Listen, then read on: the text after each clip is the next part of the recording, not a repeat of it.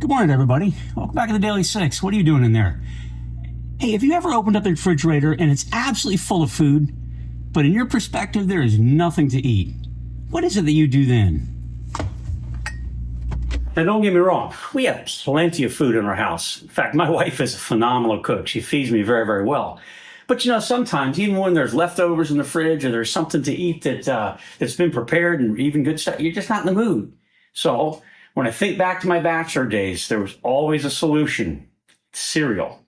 You want to come with me? But first, grab your Bible. Would you get Exodus chapter 16 open? Exodus 16, and then we're going to have a bowl of cereal together. Come on with me.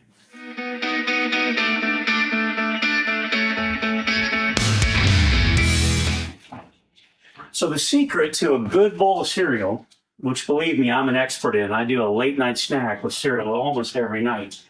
The secret is to mix it. You don't just have one type of cereal. You put them all together and it's going to be a lot of fun. But here's the thing. We struggle with too much food, too much abundance. The people of Israel, when they were in the desert fleeing for their lives from the oppressive Egyptian regime, it was the desert. There literally was no food. So what was God going to do for them?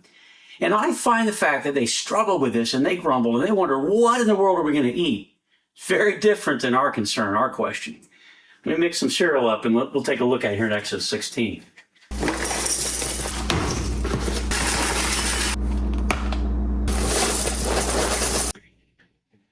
So Exodus 16, verse 2, look at this.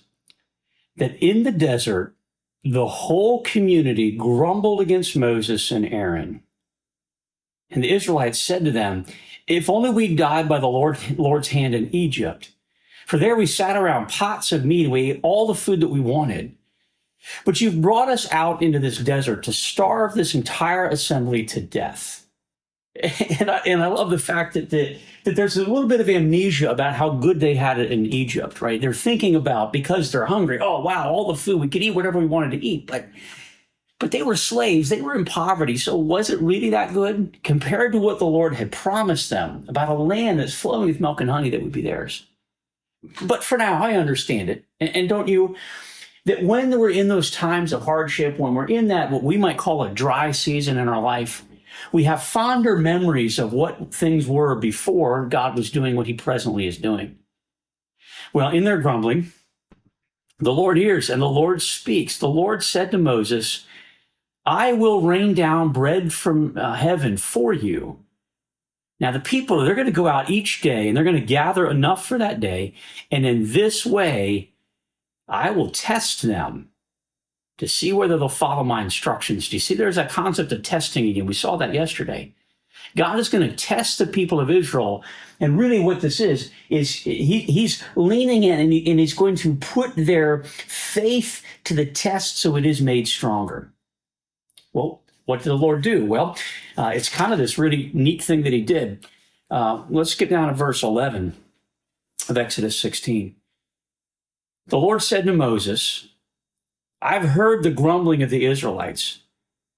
So you tell them, at twilight you're going to eat meat, and in the morning you'll be filled with bread. And then you will know that I am the Lord your God. So that evening quail came and covered the camp, and in the morning there was a layer of dew around the camp. Now, catch this. This is going to be important. I mean, there's this little gift of quail so that they're able to eat some meat. But then he said, every morning, look at this. When the dew was gone, thin flakes like frost on the ground appeared on the desert floor. There's frosted flakes on the ground. Oh.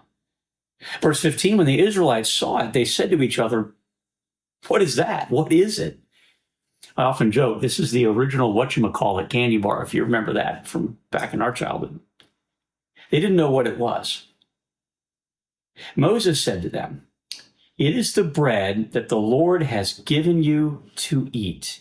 Friends, there is a supernatural miracle that God is providing right here in the desert. The dew settles on the ground, that dew dries up, and in the morning it turns into this flake-like substance of bread. And if you skip down to verse 31, you'll see that the people of Israel called that bread manna, which simply means, what is it, right? We don't know what this is. And so the Hebrew word, what is it? It was like white coriander seed, and it tasted like wafers made with honey. And then look down at verse 35. The Israelites, every single day, the Israelites ate manna for 40 years until they came to a land that was settled, and they ate manna until they reached the border of Canaan. For every single day for 40 years, this is how God provided for his people Israel. And I love that it was, God's going to provide food for them. It's a desert, so he supernaturally offers them food that turns out it is obviously sustenance. It's good. There's enough health in it that they're going to survive for 40 years on every single day, this miracle. And God fought to make it yummy, right? Like wafers made with honey. Friends, God is our provider. Even when you and I can't see it, we can't even begin to understand, when we're grumbling through what makes perfect sense to us, this situation is painful and difficult, God is still our provider. And he cares enough to step into your life, into your story, and to whatever he has to do to make it palatable for your growth and your health and sustenance. Here's what I wonder if you can do. Can you give God 6 more minutes? And you've got plenty of food. So what God needs to provide for you, most of you, is not food. What God needs to provide for you is a sense of sustenance through whatever circumstances you're going through. And can you trust him that he will, and that he will make it good? Give God 6 more minutes, and come on back tomorrow. Let's see what happens next right here on the Daily 6. We'll see you then.